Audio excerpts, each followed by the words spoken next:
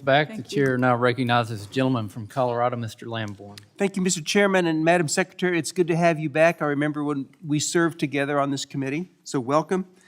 The National Park Service is a great asset to our nation. In 2023, NPS recorded 325 million visits at more than 400 federal sites. With the fact that these parks are the jewels of America, and I've been to over 300 of them myself, I must continue to ask about the quality of guest visits. Many of our concessionaires stand ready and waiting to take up the slack. Our concessionaires are constantly judged, however, on some unknown and ambiguous criteria. And while the Commercial Visitor Services Concession Contracts Rule went into effect earlier this year, I still find some concern at the amount of transparency. Will you commit to a more transparent process for the concessionaire contracting process? Thank you so much for the question. And of course, we always love to be more transparent. I'll take a look at this when I get back to the office and see how that is going forward. But we rely on our concessionaires. Very good, thank you. Has NPS considered looking to the concession industry to support immediate capital investment needs? I couldn't answer that, but I would get with Chuck Sams and find out and make sure we got back with your office. Okay, thank you. Because I would like to explore how NPS can allow for increased capital investment from willing concession industry members under existing contracts to improve the park guest experiences. So I think with some creativity, flexibility, and willingness to work together, we could make some really good gains there. I appreciate that. Now, changing subjects, since the Biden administration took office, 3.5 million acres of working federal lands have been locked up through antiquities designations, resource management plans, with mineral withdrawals, etc. The most egregious land lockup is the administration's Land Conservation and Health Rule, which will allow so-called mitigation and restoration leases to lock up tens of thousands of acres per lease across the country. Now, your agency states that the authority to implement this rule comes from 43 CFR Part 2920.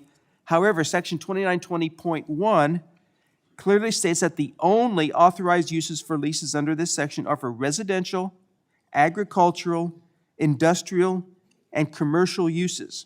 There's no mention of mitigation and restoration. Do you really think that this rule will stand up to legal challenge in court? Congressman, thank you for the question. And I do want to say that with this rule, we engaged in a robust and transparent public process. Many people had opportunities to weigh in, including our hunters, anglers, outdoor recreation enthusiasts. This rule will not inhibit any current grazing leases or anything like that. And I want you to know that everybody thought about so many of these things when they were working through the rule, and I feel confident that we have done it in the right way. Well, it's my belief, though, that whether or not it breaks existing leases, it expands the definition of leases to unintended areas that Congress never authorized. And that's why we're doing a CRA on this issue like this week, and we're going to send it over to the Senate, and hopefully they can repeal this rule. In Colorado, and let me ask you about another subject. In the first 3 years under your control, the department has held one lease sale in Colorado, leasing a single 290-acre parcel, bringing in $1.2 million in revenue to state and federal governments. And it looks like BLM has one scheduled upcoming lease sale in Colorado for a mere 120 acres. This lease sale, along with the only other lease sale that I just mentioned, shows neglect of the western slope of Colorado. Will you commit to holding more lease sales on the western slope of Colorado this year? Congressman, I do want to just say, because I haven't said it yet, that production on public lands is at an all-time high. And so we have been doing our jobs. Onshore, in the last 2 years, the BLM has sold the drilling rights to more than 230,000 acres onshore. Excuse me for interrupting, what about in Colorado? There's only been one lease sale. I beg your pardon.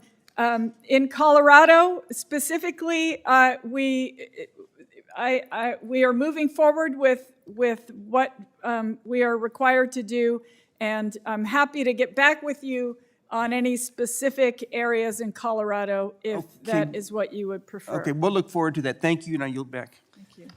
Gentleman's time has expired. The chair now recognizes